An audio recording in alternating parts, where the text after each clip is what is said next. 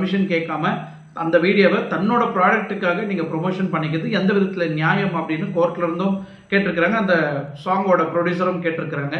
But ஃபரத் Fazil வந்து முறையாக approval வாங்கி சைன் பண்ணி ஒரு பெரிய தொகையை கொடுத்து அந்த படத்தில் இந்த சாங்கை யூஸ் பண்ணி வேர்ல்டு லெவலில் ஹிட் அடிக்க வச்சுருக்கிறாங்க. நிறைய பேர் ஆதர்ஷம் படத்தில் தான் இந்த சாங் வந்திருக்குன்னு நினச்சிருப்பீங்க. பட் இது 2 வருஷத்துக்கு முன்னாடியே ஆல்பம் சாங்கில் யூடியூப்பில் ஒரு பெரிய ஆல்பம் எடுக்கப்பட்ட சாங்கு, அவங்கக்கிட்ட பர்மிஷன் வாங்கி இந்த சாங்கை யூஸ் பண்ணிக்கிறாங்க.